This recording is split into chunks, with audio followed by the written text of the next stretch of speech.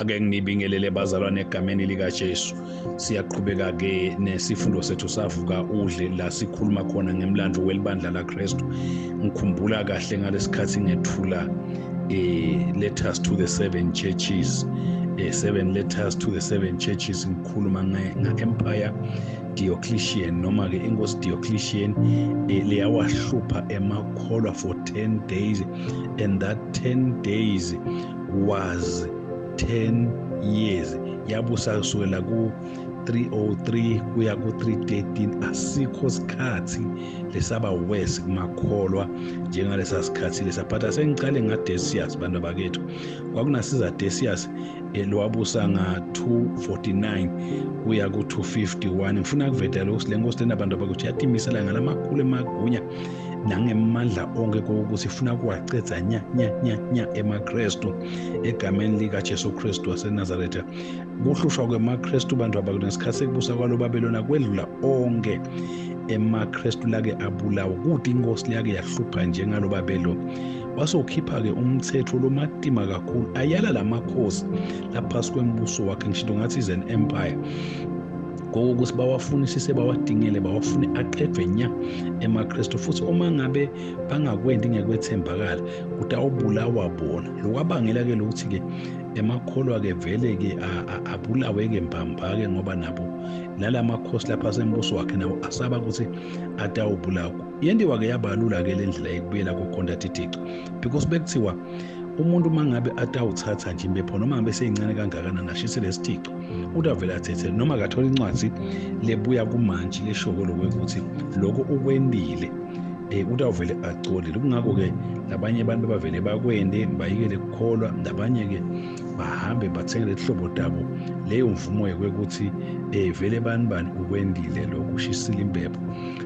Lokwabanga ke abantu abakethu lokuthi onke emakholwa labengavumi agcina ayindodla ashiswa umabibi nje.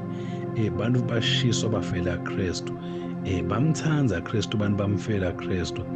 Lokho ke kwabita lokho ukuthi kuvele emaKristu angoqobo, emaKristu mbamba, because labaningi bavuka ebuthongweni bakhetha kufa kunakukhonda tithixo.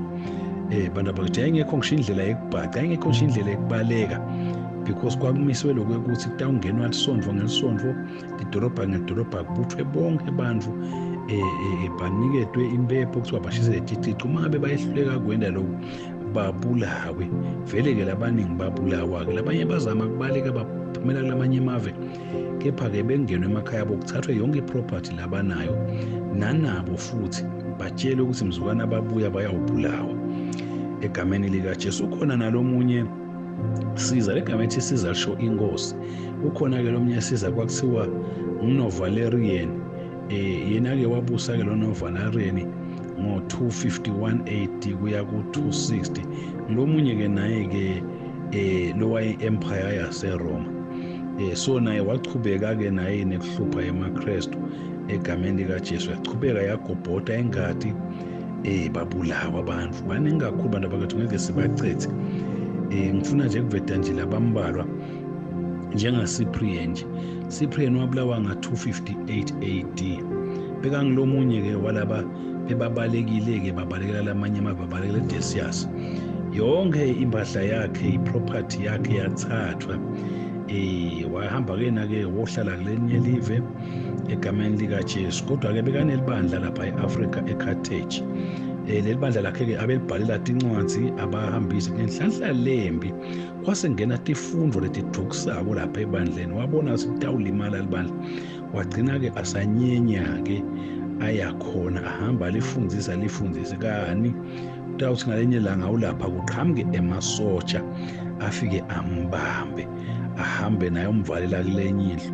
Kodwa lokhu ngijabulisa ukuthi leli bandla lakhe lagijima layohlala khona lapha ebaleni kuleyo ndlu leyo egameni lika Jesu. Lathethwa ke icala lakhe egameni lika Jesu, futhi wangabaleki wangaphiki lutho, wavuma nje wathi mina ngingumKristu, wala nalokunikela tithixo. Inkosi ke yasiyancuma ke icala lakhe, yamtshela futhi yathi wena Cyprian uneminyaka eminingi wahamba kuqule nebantu abaningi kuleli nkolo yethu etithixo. egameni likaJesu wathatha nendlela yakho lembi yobuKristu futhi wena kahle kahle usitha sedithixo wena usitha nje semthetho waleli vele lethu leli. So ke bonke bosiza labafikile lana labangcwele batamile kukuyala nekukwekhuta kulomkhuba lona lohamba ngawo wala ke wena ke kulalela ke ngakho ke kutawufuna ukuthi ube sibonelo kubo bonke abantu labethizelela njengawe cala lakho ke utalikhokhela ngengadi mfana wami akhuluma kanjena ke lo siza ke simo ke saba madima abantu kwethu wabuka Cyprian akhuluma lenkosi ikhuluma lamagama lanjena wakhipha igama linye lathi akabongwe uNkulunkulu base bamthatha ke bambeka lapha egcekeni laJudani bamjuba inhloko Cyprian wafa kwaphela emalanganyana kwana leyo ngosi leyo lebeyimjube inhloko yavele yafa naye egameni likaJesu. Ekuba ukufa kwaleyo ngosi leyo emaKristu ake athola ukuphumula egameni likaJesu bacala nekwakhe ama-church buildings bakha kwabonakala lokho ukuthi ngase kunconywana ke manje some 40 days nje vele 40 years njalo egameni likaJesu baphumulile kanti kutawungena ke lo mzuzu nje abantu lapha kethu ungene ke lo Diocletian lengikhulume ngaye egameni likaJesu loyo ke uyangena abantu abakethu utoba inkosi angimthanzi ngaloba wayemubi kakhulu wayewahlupha kakhulu emakhaya yena ke abebuta ufuna ukuthi abebusa nemkhwenyane wakhe lobephethe impi igama lakhe kwakunGalerius lo Galerius wayewazonda kakhulu emaKristu engidlula lo Diocletian yena nje wacala empini yakhe wathi kubo bonke labasempini abahlabele abahlabele elokhuzana etithixo. So abefuna ke kubona kahle sibalandzele bakhe lambini lana la ngakhona kubasebenzisa nakabala emakholwa ngubaphi nabaphi nembala ke vele kwacala ke kwa bashisela impepho wabonakala labamlandzelako labanye ke babulawa ke naye Diocletian waqala ke naye wazonda ke emaKristu ke egameni likaJesu. Kwase kushaya ke imithetho ke yaba ngifole imithetho lena yayiconzene kakhulu nekubulala libandla. Ngiqala ngemithetho yokuqala. Lo mthetho wokuqala washaywa nguDiocletian lo wawuqonzene nekubulala libandla ngisho ngathi this was the worst king ever in the Roman Empire. So lo mthetho wathi bonke labangavumi ukuhlabela uThixo abakhathadwe balimadwe futhi noma ngabe usebenza kuhulumende abehliswe nje etikhundleni noma usebenzaphi akadzilidwe lo sesikhundleni ehliswe aphuqwe neproperty lanayo bahlushwe nje vele. Waphinde futhi wathi onke amasondlo la akhiwa ngesikhathi sa-Alexander onke nje amasondlo la khona akadzilidwe bese kusilokhu la ngekhathi esondweni bakuthathe abantu bakuthathele bona phinde konke lokuthi incwadi lapha ekhathi esondweni akuthathwe kushiswe ngumlilo egameni likaJesu futhi bawalela emaKristu lokwekuthi angahlangana endetinkonzo dabo njengoba behlolo bakwenda letinkonzo dabo tekuhlangana. Bazalwane bami konke lokho kuqala ngalo 303 kuya lo 313 mulo 10 days or 10 years lekwabusa ngayo lenkosi leyayimbi kakhulu egameni likaJesu. Kwala ngisho nendlu yelisondlo leyayikhona lakhathi ebukhosini nayo yadzilidwa kwathathwa tonke tintfo letati la ngekhazi abantu babelana ngato kwashiswa netincwadzi egameni likaJesu.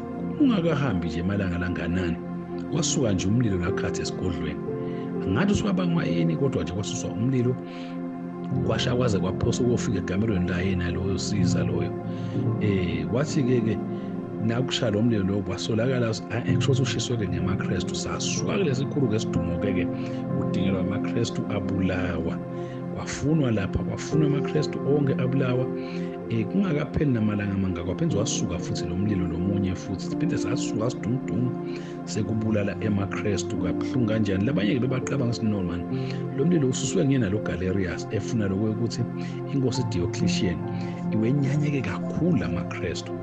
Umthetho ke wesibili ke wawuthi ke wona ke waqonzana nebaholi bemabandla wakuthiwa nje bonke labangemaholi emabandla nabafakwe emajele aqwala ke emadikoni emalunga nebabonisi nebaholi badotonge nje inhlobo bavalela. Umthetho wesithathu ke wawukhona lebawushaya nje masinyane emva kwalo wesibili egameni likaJesu wathiwa labaholi lababoshiwe bangaqali nje badedelwe, bangaqale bakhululwe, bangavumi ukutihlanganisa netithixo. Kwathiwa-ke mababulawe bavuyiswe ebuhlungu lobukhulu mangabe bangavumi labanengane babulawe futhi. Bebancunyelwe-ke bazalwane ukuthi labanye bagiji bahambe bongeniswa ekhathe emgodini, bosebenza le emigodini nje etimayini. Inkosi-ke yayicabangayo ukuthi ngekwenta njalo, hawu nangabe nje ngichithele ngalabaholi, hawu kudose emakrestu-ke onke atawuvele ayekele kani babethi Jesu ngisho emasange kufane hayide sengeke alihlule libandla lakhe. Umthetho wekugcina-ke abantu bakethu bese ngiyavala egameni likaJesu. Kwakuthiwe-ke lapha-ke akufunwe onke emakholo, uma angafuni ukutihlabela thithixo abulawe. Ndayichazisisa abazalwane kulesi sikhathi. Kwendiwa-ke imihlangano emathempelini, kwathiwa wonke umuntu ongafuni ukukhonza thithixo akabulawe. Bonke-ke bantu bakethu labe bathanza Kristu bashaywa, bamuqwa netimpahla labanato, every property leyi yabo nje babulawa, bamangalelwa, bavalelwe tinkantolo.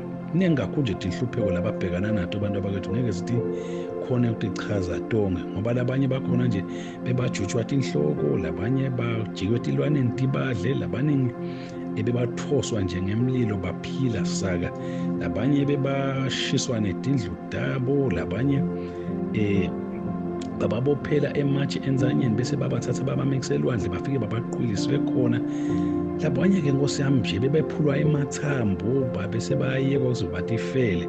Simo sasimadima kakhulu bazalwane. Abanye bebalengiswa etikhathi etihlahleni, etule esihlahleni bese balengiswa ngeletinyawo ukuze inhloko ibheke phasi, bese-ke macedze-ke kubaswa-ke umlilo kuze bashe letinhloko bafe kabuhlungu egameni likaJesu. Labanye baphanyekwe nje esihlahleni batifele ngekuthi umuntu uye walamba kwabade nekudla lakudlako, afike kanjalo-ke egameni likaJesu. Labanye bebayinyeliswa ngisho emaqakala. Kunemshini bewukhona wekuthiwa kwenyelisa emaqakala, ngake ngawuqhaza, kepha nje-ke bebabulawa kanjalo. Labanye bafe kabuhlungu ngalokho kulengisa lokhu buhlungu kanjena bekwephula emathambo. Kwahamba nje bazalwane, konke lokhu kwakuthatha leminyaka lengu-10. Bebaqabanga ukuthi bawachithile emakrestu, kanti ngeke. Baze bamisa ngisho ibhodi lelikhulu babhala lapha etulu ukuthi sebaqedzile ngamakrestu, finally sebawachithile, bangemachawe bona. Baze bakhelana ngisho ama-medals, lebekubhalwe kulawo ma-medals ukuthi emakrestu aphelile. Kanti cha, emakrestu ngeke aphele. Egameni likaJesu busisekana namhlanje abantu abakethu, egameni likaJesu Kristu, amen.